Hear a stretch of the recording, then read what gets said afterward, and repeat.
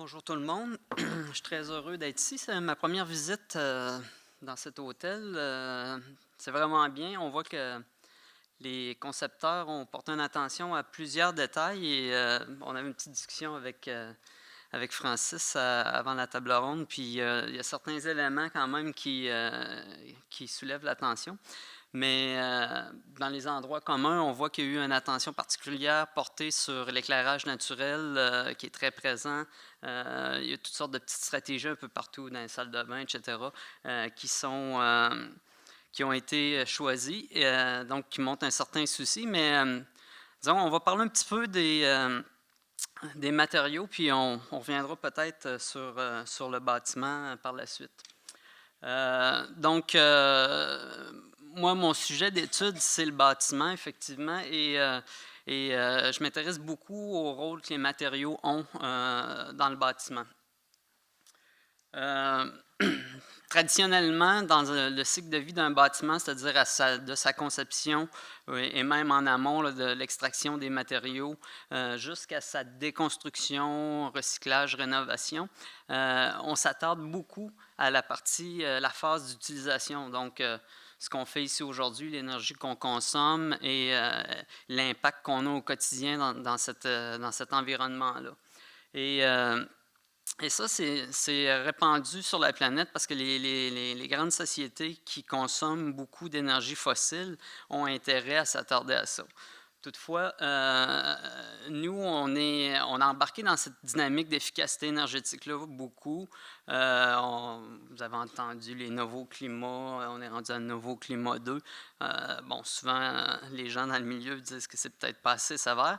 En même temps, ce qui serait peut-être intéressant, c'est de regarder l'énergie associée aux matériaux de construction. Quand on fait le bilan énergétique d'un bâtiment comme l'hôtel ici, par exemple, on va regarder pendant la phase d'utilisation, on va projeter la consommation des gens, mais on ne va pas s'attarder à l'énergie qu'on a utilisée pour mettre en œuvre le bâtiment. Donc, toute l'énergie nécessaire à l'extraction des matériaux, leur transformation, et l'énergie nécessaire aussi à la fin de vie du bâtiment pour en disposer. Malheureusement, on vit dans un environnement où on a l'énergie en abondance et où notre énergie a une empreinte environnementale relativement faible, ce qui fait en sorte qu'on a tendance, comme Francis le présentait, à construire de plus en plus gros, comme on est de plus en plus efficace énergétiquement parce que nos politiques sont beaucoup orientées sur l'efficacité énergétique. On a des effets rebound, puis on va de plus en plus gros. C'est un peu triste. Par contre, ça amène une réflexion qui est différente et c'est celle des matériaux. Donc, personnellement, la partie qui m'intéresse de façon plus précise, c'est vraiment la partie de droite, la partie matériaux. Ça, c'est une photo que j'ai prise le long de l'Avin à la hauteur de Saint-Hyacinthe. Je l'aime beaucoup parce qu'on voit la pelle mécanique à côté. C'est intéressant de constater que la seule fin de vie possible pour ce bâtiment-là, c'est la destruction totale. C'est de le remettre en agrégat. Et si on est chanceux, recycler une partie de ces agrégats-là dans un béton qui va être de moindre qualité parce qu'on a des matériaux recyclés dedans. Donc, c'est un peu triste parce qu'en fait, ce bâtiment-là aurait peut-être pu servir encore. Il y a toutes sortes de dimensions économiques qui ont amené à sa déconstruction. Mais ce qui est plus intéressant, c'est que maintenant, on construit sur ce même site-là un bâtiment qui est en bois. Et donc, si initialement, il y a, je ne sais pas, 25 ans, on avait immédiatement construit en bois, on aurait évité de mettre en fonction une quantité d'énergie très importante. Et donc, je reviens sur ce charmant hôtel dont on a pris soin de peindre le plafond en noir pour pas qu'on voit la structure en acier. Mais c'est un peu la même chose. Je veux dire, ici, si on avait construit en bois, on aurait sauvé des tonnes de carbone dans l'atmosphère. Et quand on fait ce choix-là, on le fait immédiatement.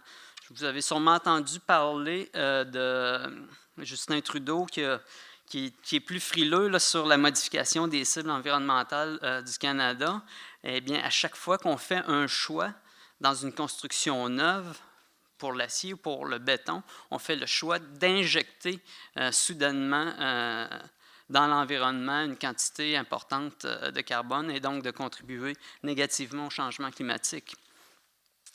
Chose qui n'arrive pas quand on choisit le bois, parce que quand on choisit le bois à la place d'un autre matériau, on va prévenir l'émission d'1 tonne de CO2 dans l'atmosphère, en plus d'en stocker à peu près 1 tonne dans le bâtiment.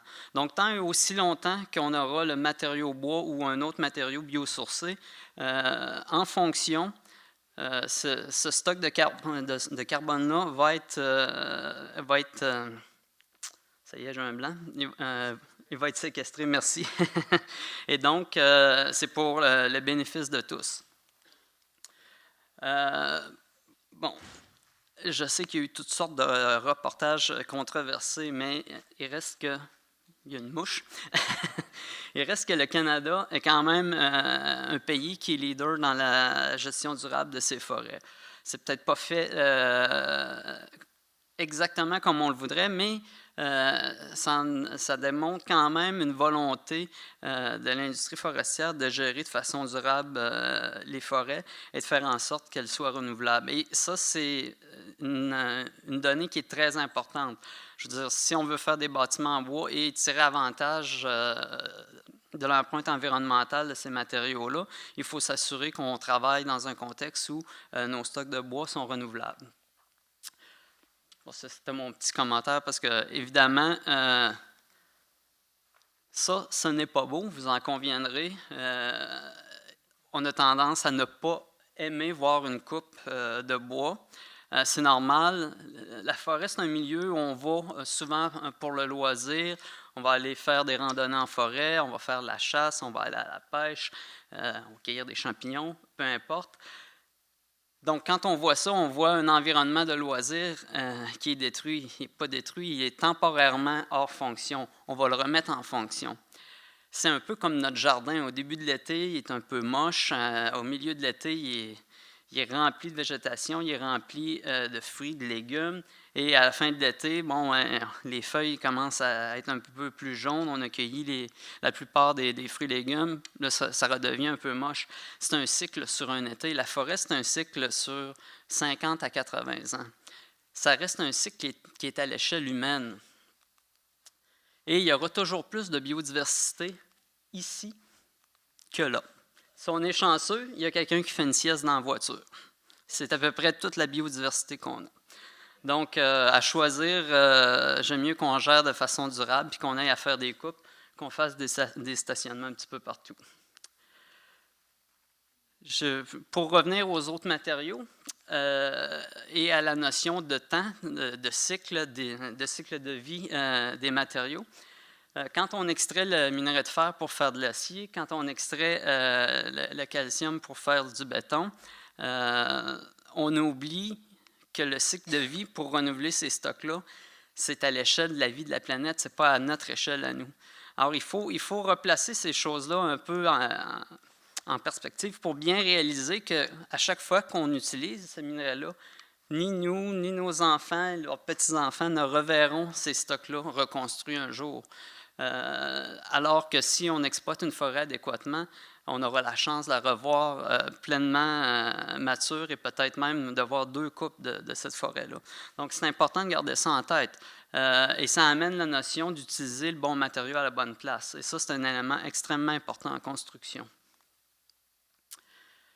Ici, c'est une forêt qui a été exploitée et qui est redevenue à maturité. Donc, on n'est plus à l'image un peu laide d'il y a 4 slides. Donc, il faut garder ça en tête, c'est un élément extrêmement important. Les bâtiments, c'est un objet qui a un impact environnemental immédiat. Donc, il faut vraiment porter attention au moment de la sélection des matériaux. C'est une chose qu'on ne fait jamais. J'étais un peu critique envers l'hôtel ici. Elle devait être construite en bois, l'hôtel. Elle n'a pas été pour une raison de coût, essentiellement. Ce matin, Rodolphe de Coninck parlait d'externalités. Si on avait considéré les externalités à la structure d'acier qu'il y a ici, je peux vous garantir que la structure serait en bois.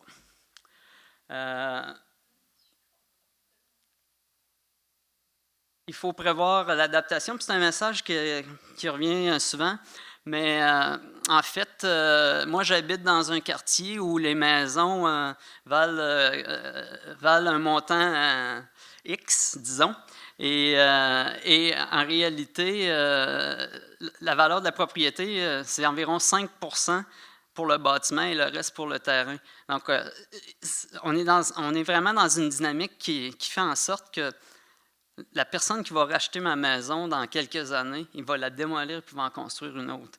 Il va sortir en fonction un paquet de matériaux. Ma maison, c'est une maison pièce sur pièce, donc il y a beaucoup de carbone de stocké et soudainement, il va déstocker ce carbone-là pour probablement construire encore plus gros.